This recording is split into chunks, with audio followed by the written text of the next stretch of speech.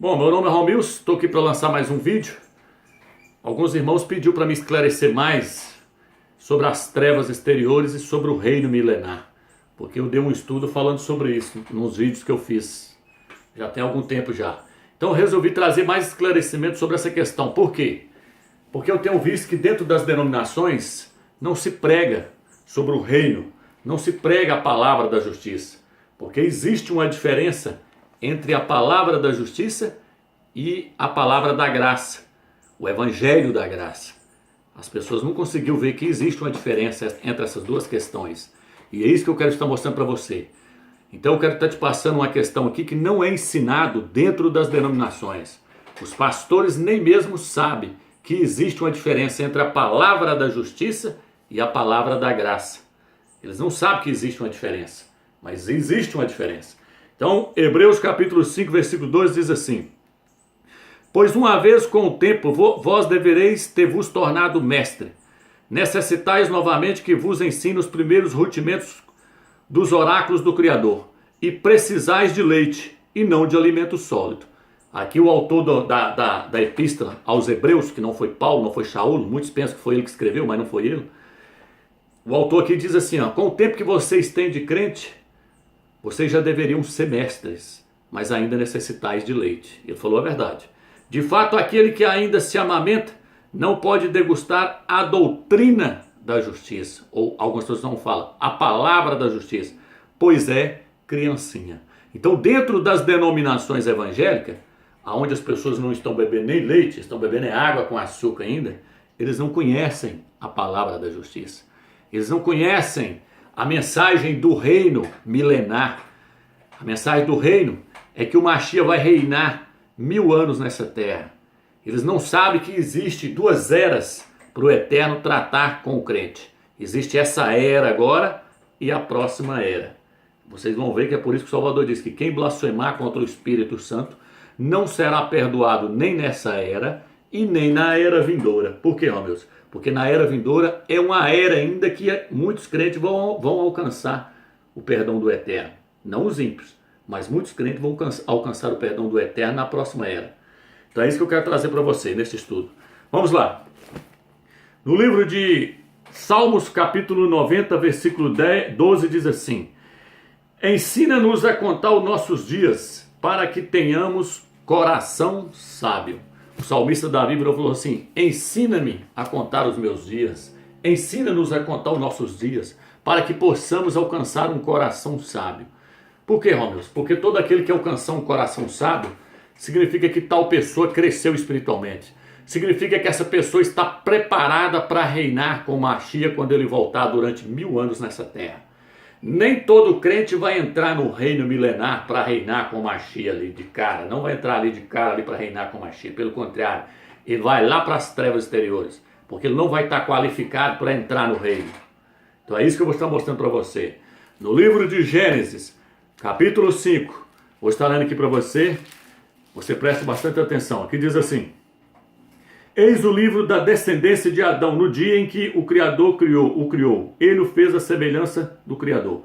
Homem e mulher ele os criou e abençoou e lhes deu o nome de homem, no dia em que foram criados.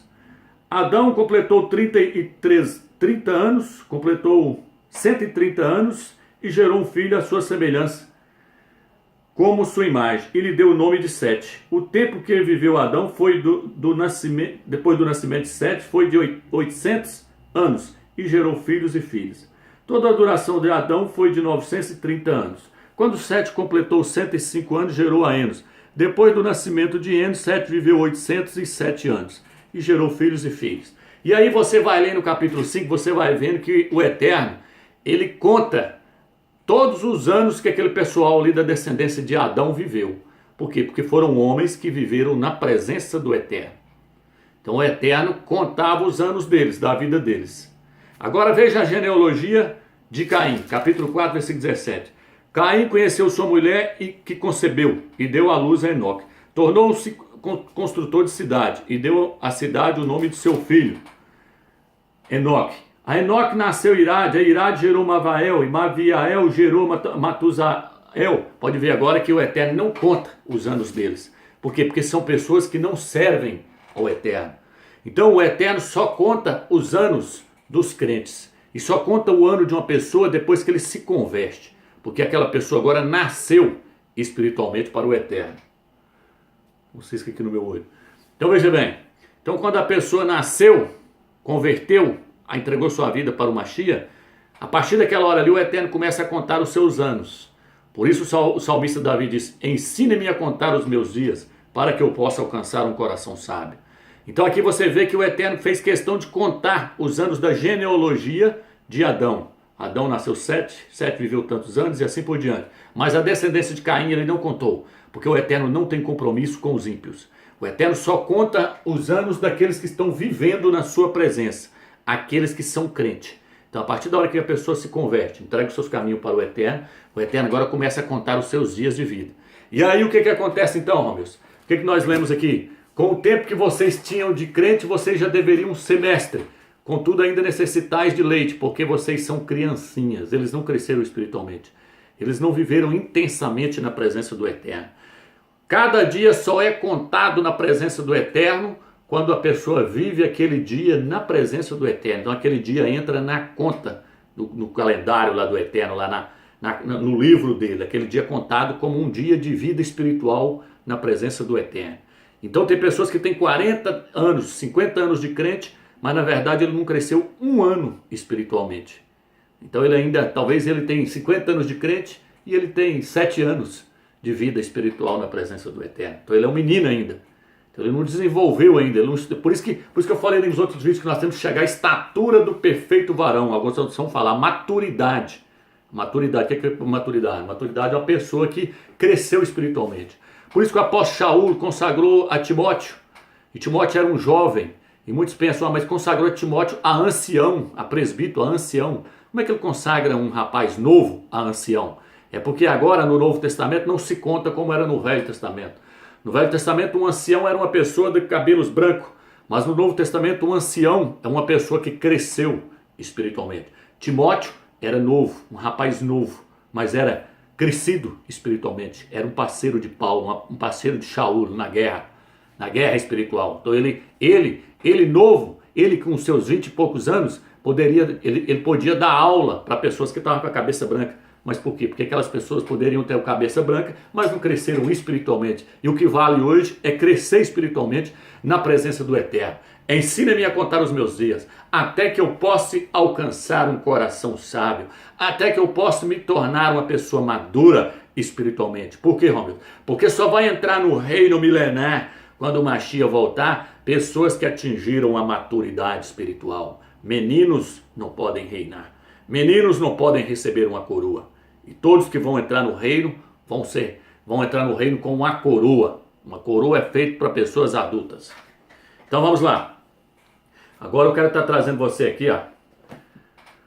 1 Coríntios capítulo 3. Olha o que o texto diz. Talvez eu vou ter que gravar o vídeo, parte 1 e parte 2. Eu sei que é um estudo, é um vídeo que pode, né? Quanto a mim, irmãos, não vos pude falar como a homens espirituais, mas somente como a homens carnais, como a crianças no Mashiach. Dei-vos a beber leite, não alimento sólido, pois não podeis suportar. Mas nem mesmo agora podeis, visto que ainda sois carnais, com efeito há entre vós rixas. Não sois carnais e não vos comportais de maneira meramente humana? Quando alguém declara, eu sou de Paulo, e outro, eu sou de Apolo, não procedeis de maneira meramente humana? Então ele virou para ele e falou assim, vocês são tudo menino. Vocês estão dizendo, eu sou de Paulo, eu sou de Apolo, eu sou de Cefas. Ele virou e falou assim, isso é comportamento de criança. Hoje está, eu sou da Assembleia, eu sou da Batista, eu sou da Presbiteriana. Tudo meninos, não herdam o reino. Crianças não vão herdar o reino. Uma pessoa para herdar algo do pai dele, ele tem que se tornar uma pessoa adulta. Tá entendendo? Então, para a pessoa herdar o reino, a Bíblia não fala, herdarão o reino. Os idólatras, os beberrões, os glutões, não herdarão o reino. Não vão entrar no reino milenar. O que é o reino? O reino são os 1000 anos que o Mashiach vai reinar nessa terra. Então o reino, quando a pessoa se converte hoje, que ele aceita o Mashiach como Salvador, ele ganhou a salvação dele. Mas o reino não. O reino é tomado por esforço. A salvação é pela graça. É um dom. Fala, não vem de vós. É um dom que vem do Criador. Mas o reino, ele fala, o reino é tomado por esforço. E todo aquele que se esforça, entra nele. Tá entendendo, irmãos? Então existe uma diferença entre se tornar um vencedor e não se tornar um vencedor. Entre ser um crente vencedor e ser um crente derrotado. O crente derrotado é aquele que não cresceu espiritualmente. Então eu fico olhando esses camaradas aqui me contestando aí no YouTube. O cara lá falou que existe diferença entre ser vencedor e entre não ser vencedor. Eu nem dou crédito, porque é meninão de tudo, sabe nada, Tade. Tá longe, ele tá 1000 anos luz. É 1000 anos luz. Quando uma pessoa cresce espiritualmente, ele vê o quanto ele caminhou, o quanto ele está adiantado na jornada daqueles outros que não caminharam. Vou te dar um exemplo agora. O Eterno, quando tirou o povo do Egito, tirou lá do Egito, ele tirou o seu povo do Egito. Foi o povo dele, os judeus, os Yaldim. E no meio daquela massa ali, sabe quantos dias eles gastariam para atravessar o deserto? Se eles pegassem linha reta? 11 dias. Se eles fossem em linha reta, se o Eterno levasse eles em linha reta, eles iam gastar 11 dias, estava dentro da terra de Canaã. Mas o Eterno fez eles ficarem andando em volta. Para que, Rômulo? O Eterno fez eles ficarem andando em volta?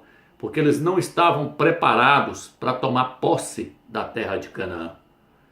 E a Bíblia diz que tudo que aconteceu com Israel no Velho Testamento, o apóstolo fala que aquilo foi exemplo para nós não cometermos o mesmo erro que eles. O apóstolo fala no livro de Coríntios. Então Israel saiu e o Eterno começou a trabalhar neles. Aí tem pessoas que falam, mas o Eterno foi muito mal, deu serpente para morder eles, deu aquilo outro, deu isso, fez aquilo outro com eles. Não, o Eterno estava disciplinando eles. Porque a Bíblia diz que o Pai disciplina a quem Ele ama. Se vós estáis sem correção, é porque não sois filhos, sois bastardos. Se uma pessoa é serva do Eterno, se ele é filho do Eterno, o Eterno vai corrigir ele. O Eterno vai disciplinar ele com vara.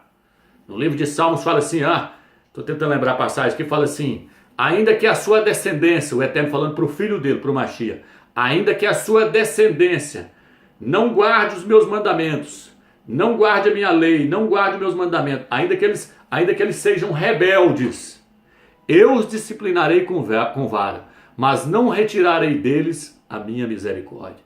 Por quê, Ramos? Porque uma vez que você se torna filho, você é filho eternamente. Não existe isso. Se o seu filho virar um bandido, uma prostituta, um ladrão, um drogado, ele ainda vai continuar sendo seu filho. Se ele for um menino, você pode disciplinar ele, mas ele ainda vai continuar sendo seu filho. Olha o filho pródigo. O filho pródigo saiu, foi comer até lavagem, pelotas de porco lá, mas com o dia que ele virou e falou assim, vou voltar para a casa do meu pai. O que o pai fez? O pai estava de braços abertos para esperar ele. O seu irmão mais velho, foi contrariado, mas o Eterno estava lá de braços abertos, colocou um anel no seu dedo, colocou uma sandália nos seus pés, vestiu ele com um manto. Falou, não, meu filho, você voltou, você estava perdido, mas você voltou para minha casa. Então, não existe essa história de que, foi para lá, agora vai perder a salvação. Não, vou mostrar para você que não se perde a salvação, perde o direito de reinar. O direito de reinar com o Mashiach, o direito de reinar o milênio, é só para os vencedores. Vou estar te mostrando esse estudo, vou fazer parte 1, parte 2, vou fazer mais bem devagar para você entender. Então, quando Israel saiu do Egito, qual que era a meta? Entrar em Canaã. O que Canaã simboliza, meu Deus? Canaã simboliza o reino milenar, que Yahushua vai vir agora para estabelecer o reino. Moisés era uma tipologia, o nome dele é Masha. Moisés, Masha, era uma tipologia do Mashiach, que estava liderando o povo para entrar na terra de Canaã. E Yahushua está liderando um povo para entrar no milênio. E aí o que aconteceu então? Veja bem, o Eterno trabalhou naquele povo. O Eterno foi purificando. Eles foi andando em redor, começou a blasfemar. Não, tá bom, era lá tinha comida, lá tinha isso. Foi morrendo, depois a terra abriu, engoliu aquele pessoal lá que blasfemou contra Moisés, né? Abimeleque, se eu não me engano, blasfemou contra Moisés. Havia uma turma ali que blasfemou contra ele ali. E o Eterno foi trabalhando nesse povo, o povo reclamava, o Eterno foi trabalhando. No final, quantas pessoas entrou, Romilson? Entrou Josué e Caleb. Yahushua, né, o nome dele. Josué, o nome dele é Yahushua no Velho Testamento. Só ele que estava preparado para entrar. Josué e Caleb. E o resto, Romilson, morreu tudo. Então, só aí você vê que nem todos vão entrar no milênio.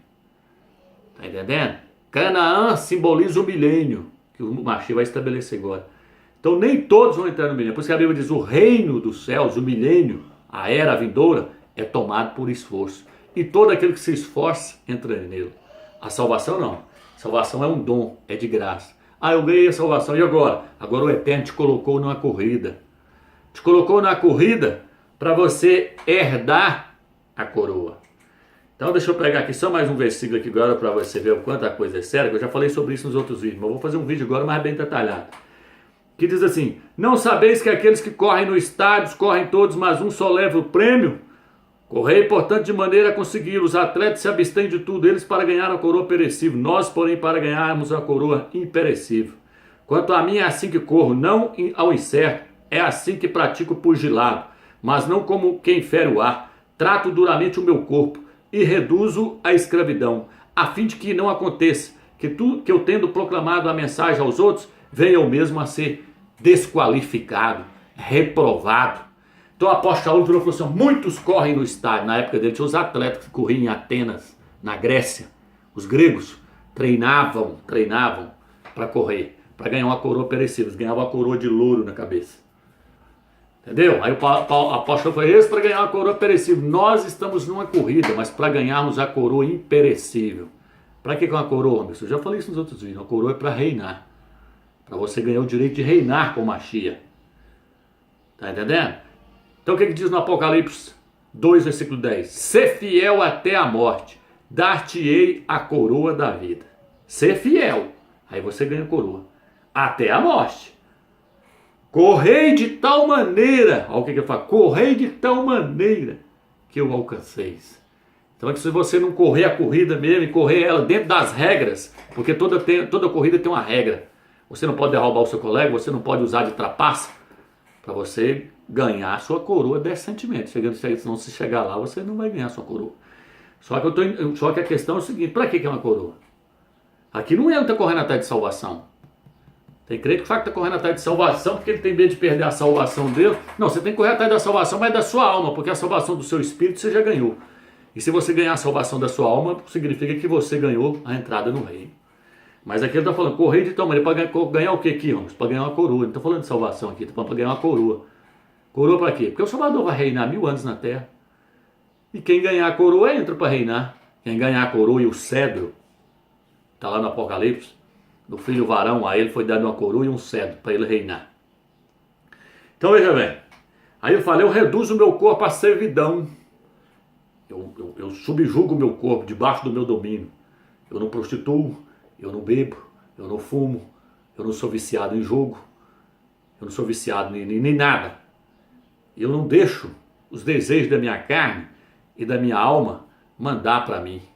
Paulo falando, eu reduzo o meu corpo, subjugo ele debaixo do meu domínio, para que eu, tendo pregado a mensagem a outras pessoas naquele dia, diante do tribunal do Mashiach, ele não venha falar para mim, não, Paulo, Shaul, você pregou o evangelho, levou o evangelho, pregou para muitas pessoas, mas você agora está desqualificado, você ainda não se tornou um vencedor não, você vai lá para as trevas exteriores.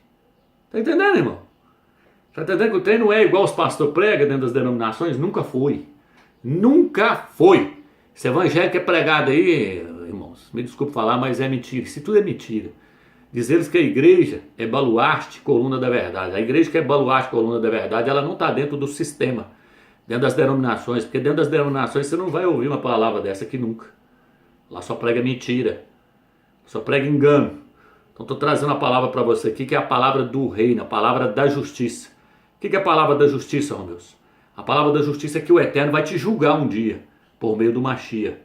A Bíblia diz que todos compareceremos diante do tribunal do Mashiach. Eu vou falar nisso daqui a pouco. Então essa é a palavra da justiça. Lá não existe palavra da justiça. Lá fala, não, morreu na última hora, aceitou o Salvador, como que o Salvador ganhou salvação, igual o ladrão no madeiro lá. O ladrão da cruz lá, pregado no madeiro. Ele falou, lembra de mim quando tu entrares no teu reino. Ele falou, hoje mesmo tu estarás comigo no paraíso. No paraíso. Mas quem garante que aquele ladrão vai entrar no reino? Só viveu roubando, fazendo tudo errado. E aí, irmãos? Não, a Bíblia diz que aquele que fez coisa errada receberá pouco açoite, mas vai receber. E aquele que fez muitas coisas erradas e conheceu a vontade do seu Senhor e fez coisas muitas erradas, receberão muitos açoites. Então calma lá. Vamos chegar lá, daqui a pouco nós chegamos lá. Então veja bem, Agora o que diz aqui? Apocalipse 2, versículo 3. Apocalipse 2, Apocalipse 3. Eu já falei nisso em vários livros meus. Veja bem. Quando o Salvador ali ele fala, ao vencedor, dali-ei sentar comigo no meu trono. Assim como eu venci, ele venceu. Por isso que ele sentou com o pai dele. Ao vencedor, dali-ei sentar comigo no meu trono. Assim como eu venci e sentei com meu pai no seu trono. Vencer o que, Romas, que eu estou falando? Vencer a carne, vencer as heresias, vencer o mundanismo, vencer o nosso próprio eu, que quer nos dominar, vencer a nossa própria vontade, que quer nos levar para o lado errado.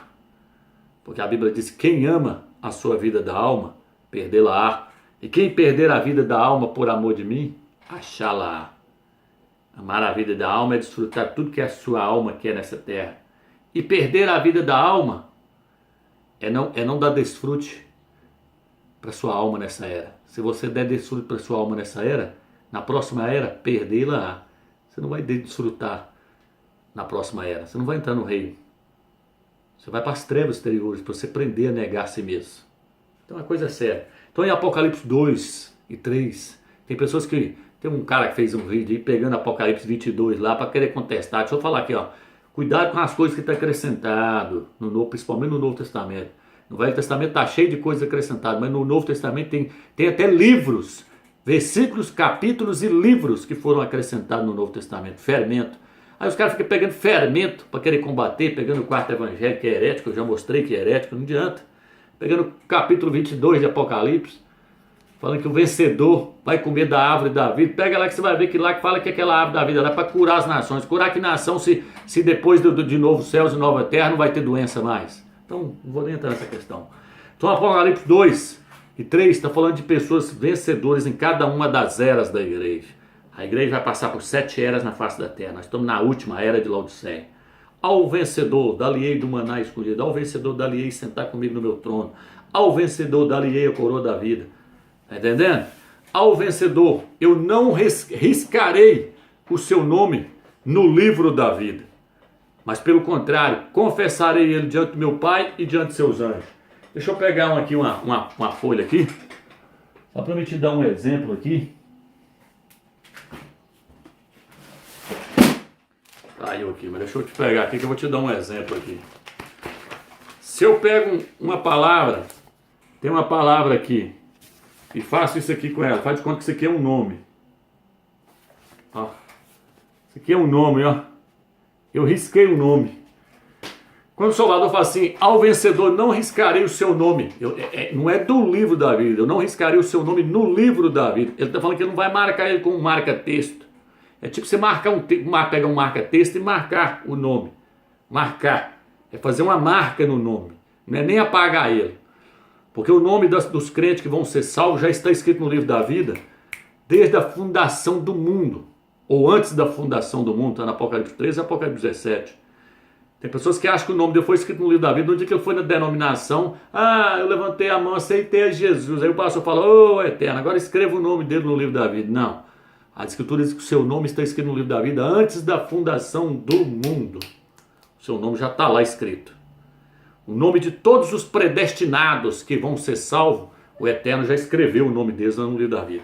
Agora o que acontece? Se ele não confessar o Machia, não pregar o Evangelho, não pregar o nome do Salvador, Yahshua, Machia, não levar o Evangelho perante as pessoas, se ele se envergonhar do nome do Machia, se ele se envergonhar do Evangelho, a Bíblia diz que quando ele chegar lá, o Machia também vai se envergonhar dele diante do Pai e diante dos anjos. Se ele não confessar o Machia, o nome do Machia e o Evangelho diante das pessoas aqui na terra, quando ele chegar lá, o Filho do Homem não vai confessar ele também diante dos anjos e diante do Pai. O que vai estar escrito lá? O nome dele vai estar marcado, vai estar marcado. E aí vai acontecer o que, Ramos? Ele não vai entrar no reino. Todo aquele que o nome dele estiver marcado no livro da vida, ele não vai entrar no reino. Os incrédulos, seu nome nem no livro da vida está. Apocalipse 20 fala que no dia do juízo do grande trono branco, os incrédulos falam, todo aquele que o nome não está escrito no livro da vida, foi lançado no lago de fogo. E lógico que ali todos foram lançados, porque os incrédulos que vão estar ali, nenhum do nome deles está lá no livro da vida, só o nome dos crentes. Então Apocalipse fala, não apagarei, eu não marcarei o seu nome no livro da vida. Essa seria a questão mais correta. Então veja bem, só vai entrar no reino os vencedores. Vou passar para a próxima parte aqui para não ficar grande demais. Daqui a pouco nós começamos mais.